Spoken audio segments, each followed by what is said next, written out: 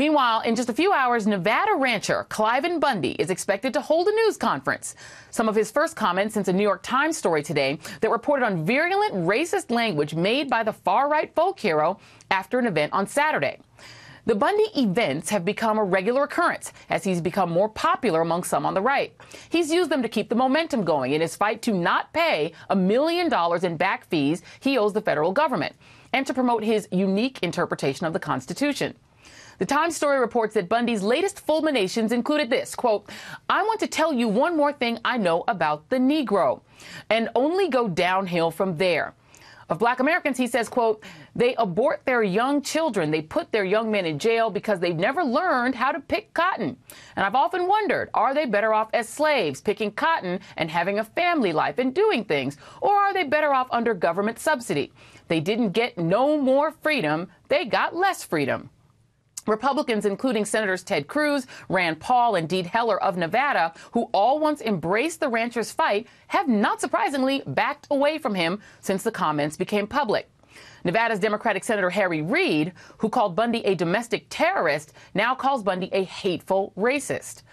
Earlier today, Bundy appeared on a local radio show to respond to the article. Not defend, mind you, respond. The short version, he didn't say black people were better off. He was just wondering if they were.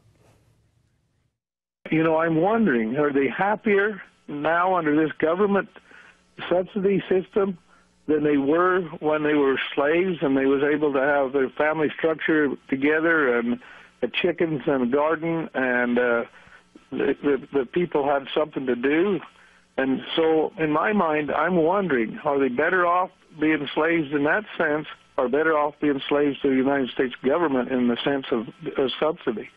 I'm wondering. That's what the statement was right. I am wondering. The mind reels. Christy Thompson is an investigative reporter with Think Progress, and John Ralston is a political journalist in Nevada and host of Ralston Reports on KSNV. And John, I'm going to go straight to you with this. Damage control that isn't damage control. How much of a problem is the Bundy latest batch of comments, for instance, for somebody like a Dean Heller?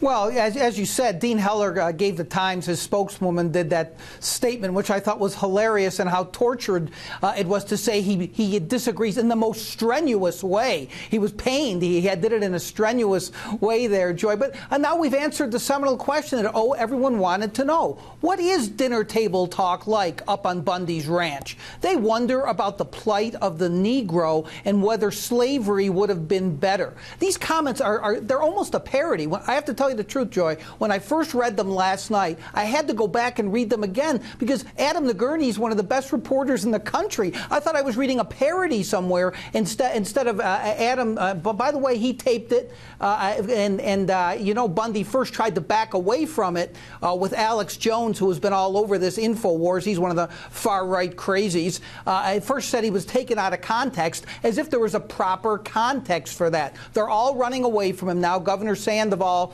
who initially criticized the BLM, just put out a statement that said this doesn't represent the values of Nevadans. Of course, it doesn't represent the values of anybody living generally in the year 2014. It's like there's this anachronistic community up on the Bundy Ranch where they chat about how it would have been better for African Americans to still be in slavery. As you said, Joy, the mind reels, and I think you were understating it. No, I mean, indeed, it's sort of like, is Adam Nagurney writing for The Onion now? I mean, you had to really sort of do a double take as to whether they're real. I do want to ask you one other question, John, about inside Nevada, because obviously the Bundy love has been really picked up by the far-right elements like Alex Jones, but also by mainstream conservatives like Sean Hannity on Fox News. He's become a cause célèbre in that part of the right. I'm wondering, inside Nevada, has there been discomfort before these comments with Bundy, or is there now sort of an about face? Because there are still people camped out across from that ranch defending this guy with guns.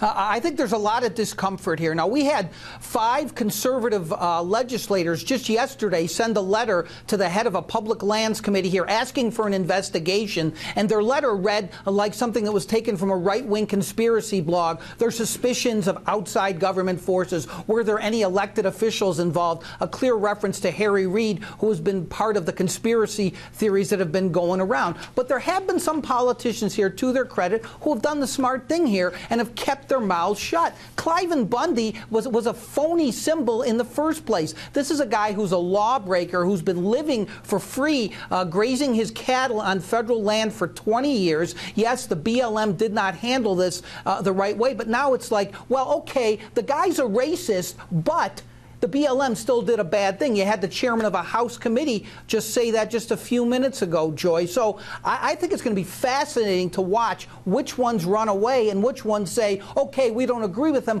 but he was still wronged. Yeah, and getting lots and lots of federal subsidies, as most ranchers do. Right. Christy, I want to go to you, because the other thing that was disturbing, even before Cliven Bundy revealed himself in this very special way, is this notion that you do actually have these militia groups gathering at his ranch to defend him, essentially to threaten the federal government that they shouldn't dare come down and enforce the law. Tell us a little bit about these militia groups and actually who they are and who constitutes them. Well, what was interesting when I spoke to some of Cliven Bundy's supporters before these comments were made, it wasn't just militia groups that were down there. I think what was interesting and what brought this case a lot of attention is that he did manage to draw a lot of conservatives that maybe weren't part of these most extremist groups. But the people that I spoke to had this real big concern about their image. They were really trying to reject the idea that they were extremists, that they were far right, and trying to distance themselves from some of the more militia and patriot groups in the 1990s that had really direct ties with some of these white supremacists. So now that you have, their figurehead coming out and saying, like you mentioned, really, appalling, blatantly racist statements, I think it's really going to halt a lot of the momentum that was building, a lot of which was coming from people that weren't necessarily part of these militia groups. Yeah, I suspect a lot of people are going to be saying, who's Cliven Bundy on that side of the ideological spectrum very soon. All right, Christy Thompson and John Ralston, thanks very much to both of you.